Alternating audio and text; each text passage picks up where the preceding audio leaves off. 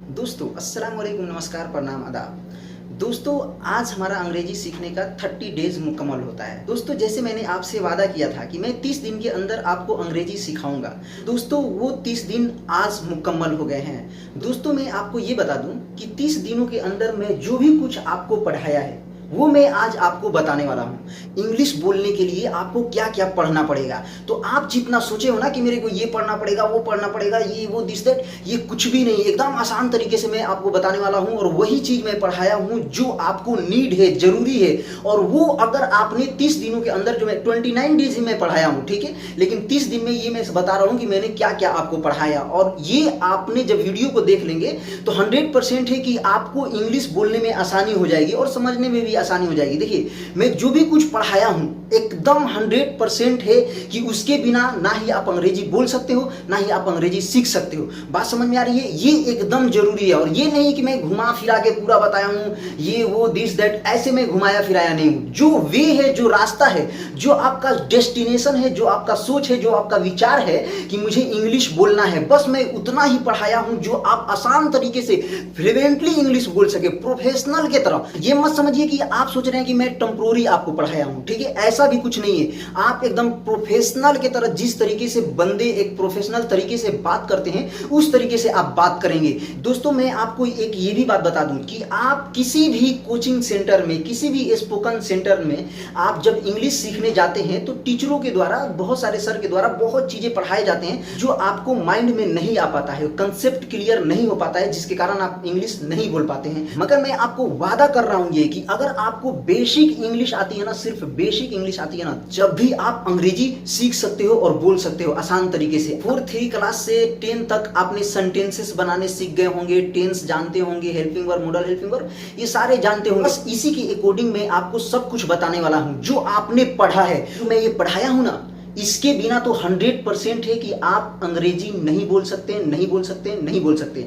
ये मेरा वादा है। अगर आपको बिलीव नहीं हो रहा है, विश्वास नहीं हो रहा है, तो इस वीडियो को एंड तक देखें, आपको समझ में आ जाएगा कि इसके बिना आप अंग्रेजी नहीं बोल सकते हैं। अब मैं आसान तरीके से एक एक करके मैं बता रहा हूं कि इस 30 दिनों में मैं आपको क्या क्या पढ़ाया हूं। ये देखिए दोस्तों, मैं आपको एक बात बता रहा हूं। देखिए अगर 29 डेज आपको ज्यादा दिन लग रहा है तो मालूम है आप 2 वीडियो को एक दिन देख सकते हैं। 2 वीडियो को देखकर और उसके बाद नोट्स को तैयार कीजिए, उस पर लिखिए। एक चीज को 10 बार 15 बार लिखेंगे तो आपके दिमागों में घुस जाएगा। अगर नहीं घुसेगा ना, तब मेरे को बताना कि कंसेप्ट क्लियर हुआ या नहीं हुआ। और मालूम है जो भी कुछ आप पढ़ते हो, मालूम है उसको माइंड में रख के उसके बाद किसी मिरर के सामने, किसी शीशा के सामने, ठीक है, आप खड़े हो जाओ। खड़े होकर आप बोलना स्टार्ट करो, डेली प्रैक्टिस करो। 100% है कि आप अंग्रेजी बोलोगे, ये मेरा वादा है। तो आइए इस वीडियो को स्टार्ट करते हैं। पहला दिन में मैं आपको बेसिक बताया हूं, जैसे कि अल्फाबेट कितना होता है, ठीक है, हेल्पिंग वर्ब और मॉडल हेल्पिंग वर्ब में डिफरेंस क्या है, ठीक है, लेटर क्या होते हैं, वर्ड्स क्या होता है और सेंटेंसेस क्या होता है, इसके बारे में बताया हूं, ठीक है।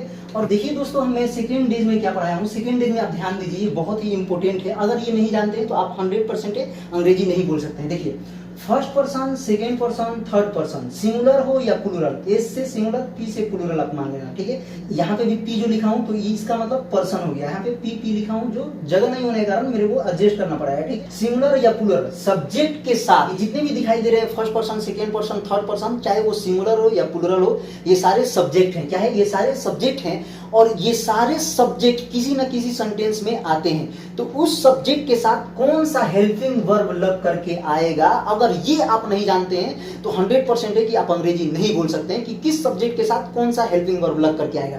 तो ये वीडियो आपके लिए बहुत ही इंपॉर्टेंट है, देखना, इसके बिना आप अंग्रेजी 100% नहीं बोल सकते हैं। तो ये वीडियो को देख लीजिएगा, सेकेंड डे वाला वीडियो, ठीक है। अब देखिए थर्ड डे जो मैं पढ़ाया हूँ, थर्ड डे ये है, मैं पढ़ाया हूँ पार्ट्स ऑफ स्पीच, ठीक है। Parts of speech, parts of speech आप जानते हैं ना, noun, pronoun, verb, adverb, conjunction, interjection, preposition, the articles, adjective, ये सारे क्या है? ये सारे पार्ट्स ऑफ स्पीच हैं। जो पार्ट्स ऑफ स्पीच है ये इंग्लिश का निचोड़ है, एक जड़ है। जैसे मान लीजिए किसी पेड़ को मजबूत होने के लिए उसकी जड़ को मजबूत रखना बहुत ही जरूरी होता है। उसके लिए हम पानी देते हैं, दिस देते हैं, दैट देते हैं, बहुत सेवा करते हैं उसके जड़ को मजबूत रहने के लिए, तब जाकर वो सर तन करके पेड़ एक खड़ा होता है। जस्ट उसी तरीके से आप ये पार्ट्स ऑफ स्पीच को ऐसे पढ़ लीजिए कि आपकी पकड़ अंग्रेजी में बहुत ही मजबूत हो जाए। पार्ट्स ऑफ स्पीच है ये जो आपके लिए बहुत ही जरूरी है। मैं जरूरी इसलिए बता रहा हूँ, एक एग्जाम्पल के तौर पे मैं आपको समझा रहा हूँ। देखिए, जैसे मान लीजिए ह्यूमन का बॉडी होता है, जो एक इंसान का शरीर होता है, जो बॉडी होता है, इस बॉडी को निर्माण करने के लिए, तैयार करने के लिए कई सेल मिलते हैं,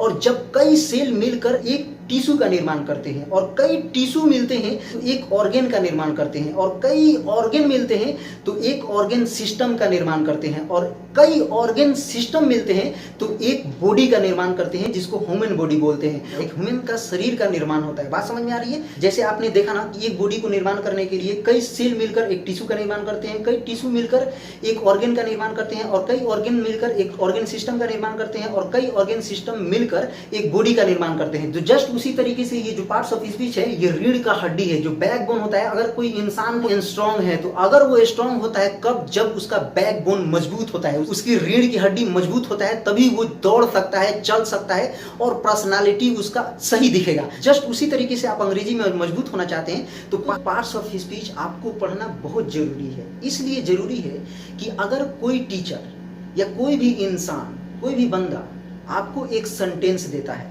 और वो पूछता है कि इस सेंटेंस में नाउन कौन सा है, प्रोनाउन कौन सा है, वर्ब कौन सा है, एडवर्ब कौन सा है, एडजेक्टिव कौन सा है, इंटरजेक्शन कौन सा है, प्रीपोजिशन कौन सा है, और द आर्टिकल्स कौन सा है। तो अगर आपने पार्ट्स ऑफ स्पीच नहीं पढ़ा है तो आप नहीं बता सकते हैं, ये 100% है। और इतना आप ध्यान दें कि ये एग्जाम में भी पूछा जा सकता है कि नाउन क्या होता है, प्रोनाउन क्या होता है, वर्ब क्या होता है, एडवर्ब क्या होता है, एडजेक्टिव क्या होता है, कंजक्शन क्या होता है, इंटरजेक्शन क्या होता है, प्रीपोजिशन क्या होता है, द आर्टिकल्स क्या होता है। ये एग्जाम्स में भी आ सकते हैं, जिसके कारण ये पढ़ना बहुत ज्यादा जरूरी है। उसके बाद देखिए, ये 4 डेज में क्या पढ़ाया गया है। देखिए यहाँ पे 500 इंग्लिश वर्ड्स, ठीक है। 500, ये 4 डे जो है, 4 डे में मैं बताया हूं कि 500 वर्ड्स आप जानते हैं, कर आखिरकार आप अंग्रेजी क्यों नहीं बोल पाते हैं। उस वीडियो को जरूर देखें, उसमें बताया गया है और वर्ड्स भी दिए गए हैं कि किस किस वर्ड्स को आप जानते हैं। अब देखिए दोस्तों, यहाँ पे ध्यान दीजिए, यहाँ पे देखिए ये 5 डेज, ठीक है। 5 डेज दिखाई दे रहा है, ठीक है। 5 डेज से लेकर 8 डेज तक, यानी कि 5 दिन से लेकर 8 दिन तक मैंने टेंस पढ़ाया हूँ। किसको पढ़ाया हूँ? टेंस को पढ़ाया हूँ। टेंस के बिना भाई 100% है दोस्तों कि आप अंग्रेजी नहीं बोल सकते हैं, नहीं बोल सकते हैं, नहीं बोल सकते हैं। इसलिए नहीं बोल सकते हैं कि देखिए, टेंस इसलिए जरूरी है कि कोई भी सब्जेक्ट किसी कार्य को करता है तो कोई ना कोई टाइम को करता है, चाहे वो प्रेजेंट में कर रहा है, चाहे वो पास्ट में किया है, चाहे वो आने वाला फ्यूचर में करेगा।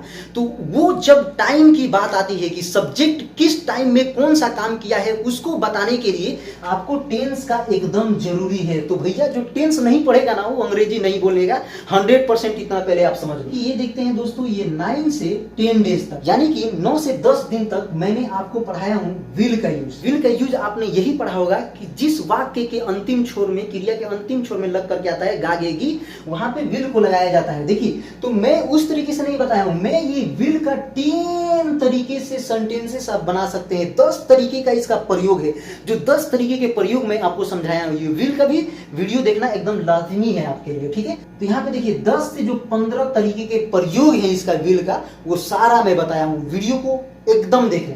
अब देखिए दोस्तों, ये 11 से 12 दिन तक, यानी कि 11 से 12 दिन की मैंने शुड का इस्तेमाल पढ़ाया हूँ। किसका यूज पढ़ाया हूँ? शुड का यूज पढ़ाया हूँ, ठीक है। यहाँ पे देखो 8 से 10 प्रयोग पढ़ाया हूँ मैंने शुड का, कि ये शुड का प्रयोग से आप 8 से 10 तरीके के वाक्य बनाकर अंग्रेजी में बोल सकते हैं और समझ सकते हैं। तो ये 11 से 12 दिन तक, ठीक है। अब 13 से 14 दिन तक मैंने क्या पढ़ाया? इज एम आर को मैंने पढ़ाया। इज एम आर जो आप आसान समझते हैं, उसी तरीके से ये मुश्किल भी है। जैसे मान लीजिए कि आप आसान तरीके से ये समझते हैं कि इज एम आर आप बचपन से पढ़ते आ रहे हैं, मगर मालूम है इसका मैं 20 यूजेज बताया हूं। कितना यूजेज? कि इज एम आर से आप 20 तरीके के सेंटेंस को बनाकर आप अंग्रेजी बोल सकते हो। तो इज एम आर बहुत ही जरूरी है आपके लिए, ठीक है। अब देखिए 15 डेज में मैं क्या बताया हूँ? क्वेश्चन पूछना, ठीक है। देखिए, अब इंसान, कोई भी इंसान होता है तो किसी से बात करता है, तो बात करने के दरमियान या तो प्रेजेंट टाइम के बारे में पूछेगा, या तो वो पास्ट टाइम के बारे में पूछेगा, या तो आपके आने वाले भविष्य के बारे में पूछेगा, फ्यूचर के बारे में पूछेगा। बात समझ में आ रही है? तो यहाँ पे देखिए आप क्वेश्चन कैसे पूछते हो और उसका जवाब कैसे देते हो, पास्ट में, प्रेजेंट में, फ्यूचर में, दोनों में बताया हूँ। तो 15 डेज वाली वीडियो आपको बहुत जरूरी है देखना, ठीक है। यहाँ पे देखिए क्वेश्चन भी पूछने के लिए मैं बताया हूँ और आंसर भी आपको देना है, वो भी बताया हूँ, ठीक है, कि कैसे आंसर देते हैं पास्ट, प्रेजेंट, फ्यूचर में, ठीक है। अब यहाँ पे देखिए 16 से 17 दिन तक मैं कैन का 12 से 15 यूजेज बताया हूँ। यानी कि जो कैन है, ये कैन से मैं 12 से 15 तरीके के सेंटेंस यानी कि 15 तरीके के वाक्य सेंटेंस बनाकर आप किसी के दरमियान बोल सकते हो। ये भी देखना आपके लिए बहुत ही जरूरी है, बहुत ही जरूरी। इसलिए जरूरी है दोस्तों कि इतना यूजेज आपने प्रयोग कभी पढ़ा ही नहीं होगा। अगर पढ़ा भी होगा तब भी आप इस वीडियो को देखो, इसमें कुछ खास तरीके से बताए गए हैं। ठीक है, अब देखो ये 18 डेज है। ये 18 डेज में क्या पढ़ाया हूँ? वर्स और वर का यूज पढ़ाया हूँ। ठीक है, इसका भी मैं कई प्रयोग बताया हूं, जो उसको भी देखना आपको जरूरी है। ठीक है, अब यहाँ पे देखिए 19 से 20 डेज तक यानी कि 19 दिन और 20 दिन तक क्या पढ़ाया हूं? मे और माइट। ठीक है, मे माइट का मैं 12 से 15 यूजेज बताया हूं। इतना यूज तो आपने पढ़ा ही नहीं होगा भैया। अगर ये नहीं जानते हैं ना तो आप अंग्रेजी सही में नहीं बोल सकते। मे माइट का आप ज्यादा से ज्यादा 2-3 प्रयोग पढ़े होंगे, मगर यहाँ पे मैं मालूम है 12 से 15 प्रयोग पढ़ाया हूं। इसलिए इसको भी आपको पढ़ना देखना वीडियो को लाजमी है, जरूरी है। अब देखिए 21 से